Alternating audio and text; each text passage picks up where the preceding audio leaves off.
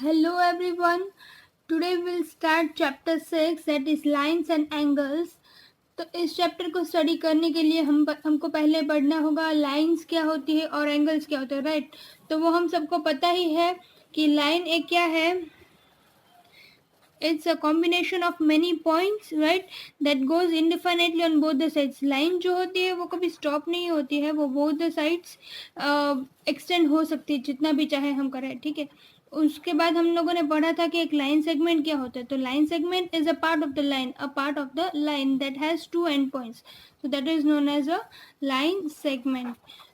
और लाइन की और एक चीज की जिसका एक एंड पॉइंट है बट एक साइड से वो indefinitely it can go on anyway, that is known as a ray. That has, what is a ray?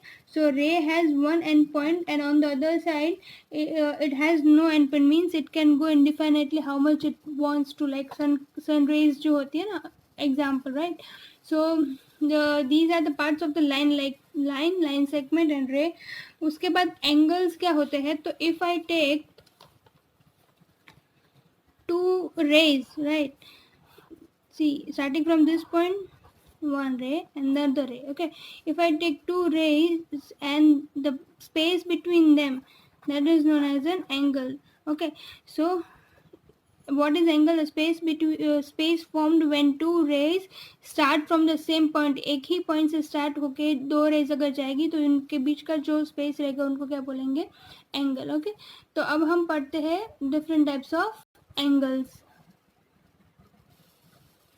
तो टाइप्स ऑफ एंगल्स में क्या है, हमको पता है कि हम लोगों ने 90 डिग्री वाले एंगल्स पढ़े हैं।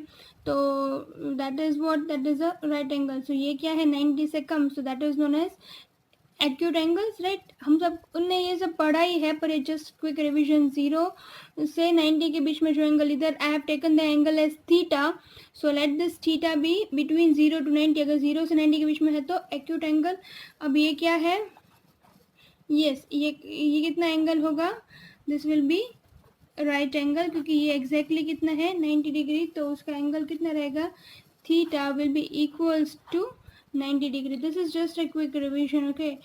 उसके बाद see you can see this angle is how much, this is more than 90, so the name of this angle will be obtuse angle, okay. So what is an obtuse angle? Where theta is greater than 90 degree, okay, 90 से ज़्यादा होगा and it will be less than 180 degree, that is known as an obtuse angle, okay. After that, see this angle, the straight angle, how much is the value of this angle? That is 180. So the name of this angle is straight angle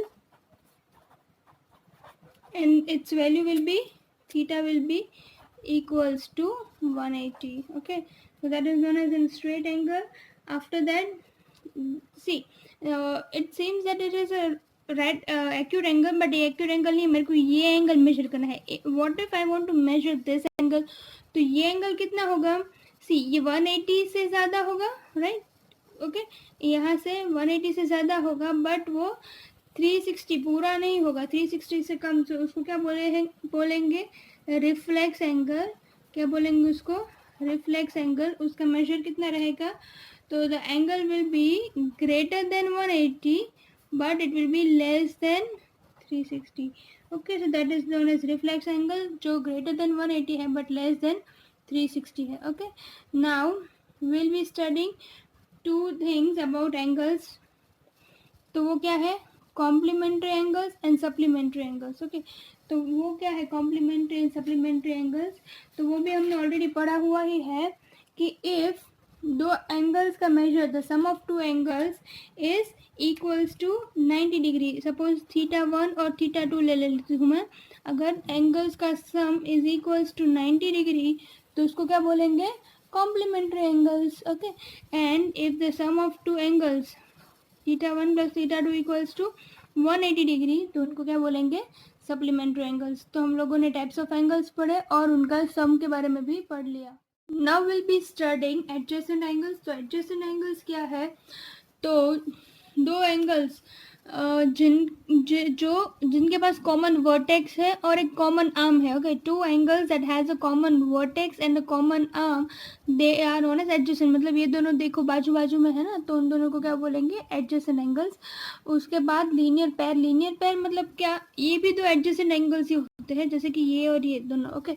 but see they form, उन दोनों का जो total होता है ना वो 180 होगा, okay, right. We can say that ऐसे दो एंगल्स जिनका एक आर्म कॉमन होगा, okay, that have one arm in common and the other arms forms a line, उनका जो दूसरा आर्म होगा वो दोनों मिलके क्या बनाएंगे, एक लाइन बनाएंगे, तो उनको क्या बोलेंगे, लीनियर पेयर। और तीसरा है vertically opposite angles. Vertically opposite angles means angles जो एक दूसरे के सामने, अगर दो लाइन्स इंटरसेक्ट हो रही है, राइट, तो उनका जो ऑपोजिट एंगल्स फॉर्म हो रही है और ये उनको वर्टिकली ऑपोजिट एंगल्स बोलेंगे, ये और ये उनको वर्टिकली ऑपोजिट एंगल्स बोलेंगे। और ये चीज़ हम याद रखेंगे कि वर्टिकली ऑपोजिट एंगल्स हमेशा कैसे रहते हैं, सेम रहेंगे, okay. So let us see the axioms and theorems that are there before exercise 6.1. तो first axiom है axiom 6.1. It says if a ray stands on a line, then the sum of two adjacent angles so formed is 180 degree. What does it mean? See, ये एक line है, उसके ऊपर अगर एक रे है, इफ अ रे स्टैंड्स ऑन अ लाइन, अगर ये रे इस लाइन पे है, तो ये दोनों जो एंगल्स फॉर्म हो रहे हैं, अगर उनका सम हम करेंगे, अगर इनका एडिशन हम करेंगे तो कितना होगा, 180 degree. It is but obvious क्योंकि ये दोनों एडजेसेंट एंगल्स है, राइट, और इनका सम हमेशा कितना होगा, 180 degree, okay. Next axiom is axiom 6.2. It says if the sum of two adjacent angles is 180 degree, then the non-common arms of the angles forms a line.